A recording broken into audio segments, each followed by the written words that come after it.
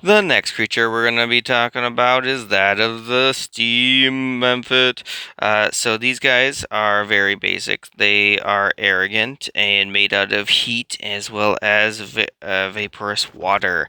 They also often trick basically creatures into doing them favors and then renege on any promises. So these guys actually might be really fun to go ahead and implement in your games, especially since you can go ahead and have them maybe even portray as like a more powerful being and or like a spirit or something like that. I think it would be kind of cool to do that. And then we can go and look at their stat block and how you can use them further in your campaign. So the Steam Benefits, pretty crazy. They have 18 AC, 17 hit points, 30 foot movement, 30 foot flying. They are Sierra 1/4. They have a blurry form, so a disadvantage on that.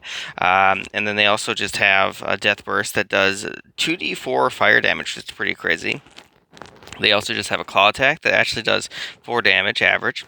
Additionally, they also just have a steam breath, which does, it does like 2d4 damage, and then also reduces basically movement speed, which is kind of crazy.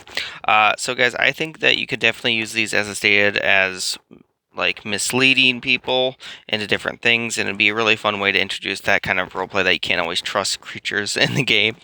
Additionally, I think that you could probably use like probably 2 of these if you really wanted to. I'd probably introduce like 1 and then 2 of them later. And they don't actually need to be underneath anybody, but you could have them working for like a spellcaster or maybe even like some sort of element like greater evil element or something like that. Overall, I think they're pretty crazy, pretty cool. Consider using them in your campaigns.